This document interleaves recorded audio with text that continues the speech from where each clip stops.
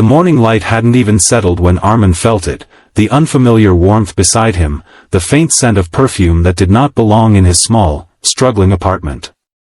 His heart pounded violently as he opened his eyes, and what he saw made his breath hitch in disbelief. A woman, elegant even in sleep, lay beside him, wearing nothing but his oversized shirt. And not just any woman, he recognized her instantly. She was Zareen Kotak, the powerful, untouchable CEO whose face dominated business magazines and billboards across the city. Before we go any further, if you believe in kindness and second chances, take a moment to like, comment, share, and subscribe to Kindness Verse. Your support helps stories like this reach hearts that need them. Armin froze, his thoughts spiraling into chaos. His tiny one-bedroom apartment, with its peeling paint and worn-out furniture, felt impossibly small in her presence. Nothing about this made sense. He was a single father who worked double shifts at a local warehouse, barely managing to provide for his 6-year-old daughter, Meher. His life was simple, exhausting, and predictable. There was no place in it for someone like Zareen Kotak. The night before came rushing back in fragments. The rain had been relentless, the kind that soaked through clothes and skin alike. He remembered finding her collapsed near the roadside while returning home late from work. At first, he hadn't recognized her, only noticing that she was unconscious and shivering. Without thinking twice, he carried her home, his instincts guided by nothing more than basic humanity. He had given her dry clothes, his clothes, made her tea, and stayed awake to ensure she was breathing steadily. Exhaustion must have taken over at some point, pulling him into sleep on the edge of the bed. And now, she was here. As Zareen slowly opened her eyes, the world seemed to pause. There was a sharp intelligence in her gaze, but also confusion, vulnerability, something Armin had never associated with a woman of her stature. For a long moment, neither of them spoke.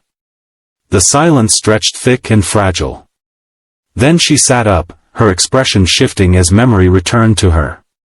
She looked around the modest room, taking in every detail, the cracked walls, the small toys scattered in the corner, the faint hum of the ceiling fan struggling to turn. What she said next left Armin completely frozen. She spoke softly, yet her words carried an unexpected weight. She admitted that she had never imagined waking up in a place like this, not because it was beneath her, but because it was real. She confessed that for the first time in years, she had felt safe enough to sleep without fear, without the constant pressure of expectations and power.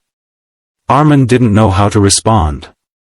He wasn't used to being seen, especially not like this. His life had been a series of quiet sacrifices since his wife passed away 3 years ago. Every decision revolved around Meher, her schooling, her meals, her happiness. There was no room for dreams anymore, only responsibilities. Zareen's presence disrupted that fragile balance.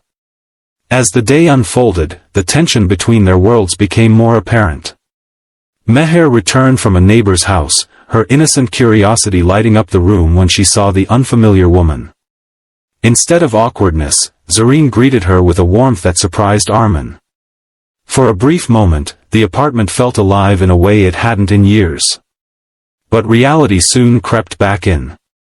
Zareen's phone had dozens of missed calls. Her company, her responsibilities, her carefully constructed empire, they were all waiting for her return. And Armin knew that when she walked out of his door, their lives would return to their separate paths, as distant as they had always been. Yet something had shifted. Over the next few days, Zareen did something no one expected. She came back. Not as a CEO, not as a figure of authority, but as someone seeking something she couldn't quite define. She began visiting Armin's apartment, bringing small things for Meher, offering help in ways that felt genuine rather than obligatory. At first, Armin resisted. Pride and fear held him back. He didn't want charity, and he certainly didn't want to become a story of pity.